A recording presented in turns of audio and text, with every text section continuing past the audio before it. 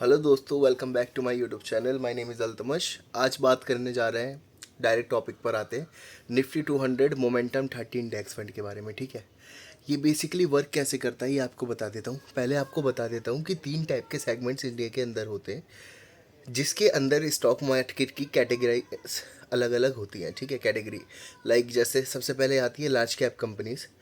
India की जो top 100 listed companies हैं उसको हम बोलते हैं लार्ज कैप कंपनीज। ठीक है, उसके बाद आती है मिड कैप कंपनीज, यानी कि 101 से लेकर 250 तक जितने भी लिस्टेड कंपनीज होंगी उसको हम मिड कैप कंपनीज कहेंगे।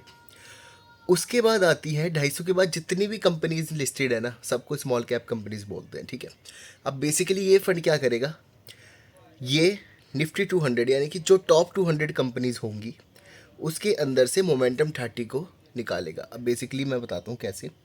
मोमेंटम 30 का मतलब जो कंपनीज पिछले 6 महीने में, जो स्टॉक्स पिछले 6 महीने साल भर से उन 200 कंपनीज टॉप 200 निकाली पहले। ठीक है, उसके अंदर से जो 30 कंपनीज पिछले 6 महीने में साल भर में बढ़िया परफॉर्म करती हुई आ रही है उसके अंदर आपका पैसा डलेगा। और हर 6 महीने में इसकी कंपनी सेक्टर्स वगैरह स्टॉक्स वगैरह चेंज होने की पॉसिबिलिटीज़ है, क्योंकि ये क्या करेगा, मोमेंटम 30 फंड का नाम है। ठीक है, तो बेसिकली लगाएगा भी पैसा मोमेंटम 30 में। मान लो कोई कंपनी अगर रिटर्न कम दे रही है, ठीक है, कोई ऐसी कंपनी है जो 29 से ज़्यादा रिटर्न दे रही है, तो वो पोर्टफोलियो में आपकी वो कंपनी आ जाएगी। ठीक है, और जो उससे कम दे रही होगी वो नीचे चली जाएगी, यानी कि पैसा जो लगता रहेगा वो मोमेंटम 30 पर ही लगता रहेगा। इंडेक्स फंड है, एक्टिव फंड नहीं है ये।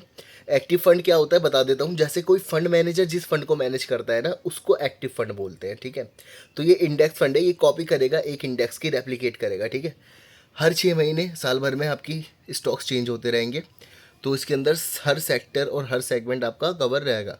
ठीक है, और इसके बारे में अगर मैं आपको बताऊं तो इसका जो पिछले 5 साल का रिटर्न है अराउंड इसका 22 to 23% ही पिछले 5 साल से कंटिन्यू देता हुआ आ रहा है।